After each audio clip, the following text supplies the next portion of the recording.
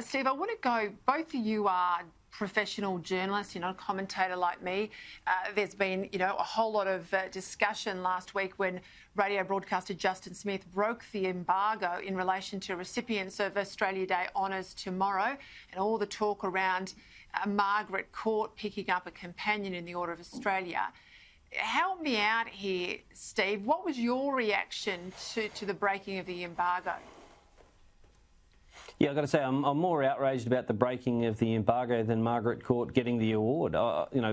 As professional journalists, you get these lists all the time. It's probably in newsrooms every other day that some award recipient is kind of forwarded to you on a press release, and you can put it in the paper the next day according to the embargo. I thought that was really, really poor form, and it's going to lead to a situation where we don't get advance notice of these awards, which puts media at a great disadvantage just because one person's ego decided they wanted to be the one to jump into the story about Margaret Court getting this award. Like on the topic of her being, given an Order of Australia, I think it's purely for what she's done on a tennis court. And if we start saying what people do on their post-professional life should actually impact whether they get these kind of awards. And I reckon there's many people who have the awards already, some very famous Australians who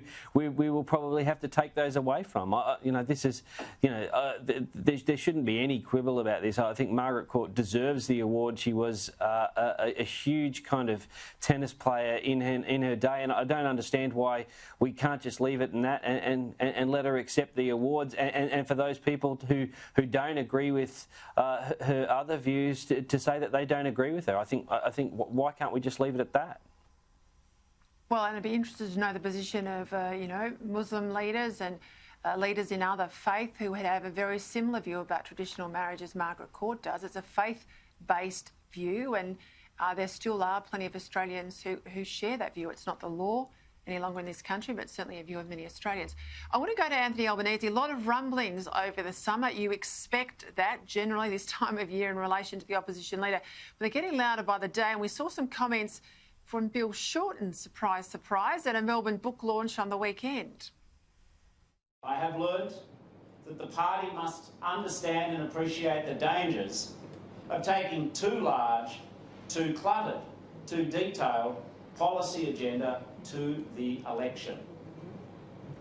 But the polar opposite of a tiny agenda is also not the right way.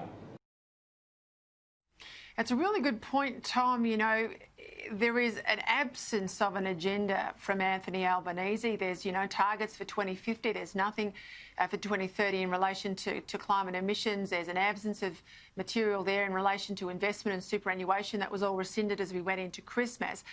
Where do you think the Labor caucus is at the moment on Albanese's leadership?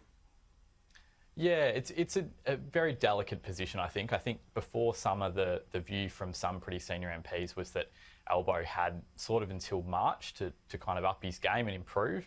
I think, that's not to say something's going to happen in March. I don't think it's necessarily that well advanced that we're going to have a spill or anything like that. But I think Labor MPs want to see improvement. And one of the things Bill Shorten talked about on Sunday, which we've heard a bit of in that clip, which I think is quite important, is, what is our message to the Australian people? How are we going to win the next election? And I think there has been some frustration that policy development in Labor has been a bit of a slow and complex process. I think Albo hit the right note, definitely, in his budget reply speech with his childcare announcement. I think that was really well received. I think it was pretty good policy.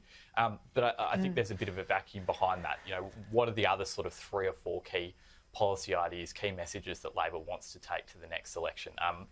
So I think that's a challenge Albo's got. I think one of the other things Bill Shorten said, which has been a really common view from particularly the right of the Labor Party, is that Labor doesn't have a lot of oxygen. Oppositions don't at the best of times, let alone in a pandemic. And they have sort of spent too much of that talking about environmental issues. It's not to say that climate change isn't important, and I think they do need a good policy on that. And I'm sure they will be trying to outflank the government on that as well.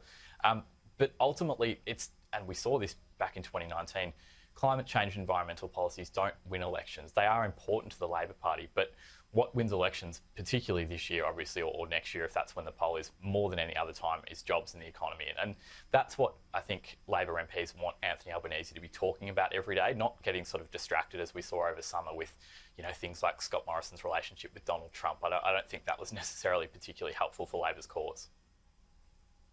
Steve, I've got to go to you. You are in the state that makes or breaks federal governments. They can't win Labor unless they win big in Queensland. And I mean, I've spent plenty of years in opposition. There's a lot of work that has to happen. You have got about two-thirds. They've got two-thirds of the staff the government has, and there could be an election this year. So he's running out of time. Where do you think Albo's at? Well, I have been hearing some concerns amongst Queensland Labor people about Albo's lack of cut-through in Queensland. But to his defence, he's faced extraordinary times, and the idea of getting out a big agenda in this environment when he has no cut-through, there is not a lot of funding around. It's pretty tough, and I'm sure Albo would have had the odd wry grin at hearing this commentary from a guy who lost what many considered the unlosable election. But like I said, that there's no doubt that Albo has to kind of get to Queensland and talk to Queensland more. They've got far too few seats here. On a state level, we've just had an election here where the Labor Party dominated, and not just in Brisbane or in the coastal areas, but all the way up in regional Queensland as well, in seats like Townsville and Cairns. There surely should be territory up there that federal Labor should be looking at, particularly a seat like Herbert, for instance, which the coalition won at the last election. Yet at a state level, the state Labor team seems to be able to win those 3 seats up there, hands down, no matter what's going on. So, obviously getting to Queensland would be a priority for Albo. I know he was planning to before he had his car accident. He had to put that off, and the borders have been hugely problematic for him. But, there should be a year left in this term if we don't have an early election. And I know that's a big if, and I still think there's probably plenty of time for him to prove himself just yet. Well, it'll be a talking point, I think, all year. Steve Waddell, thank you for your time. Tom Minear in Melbourne also, thank you.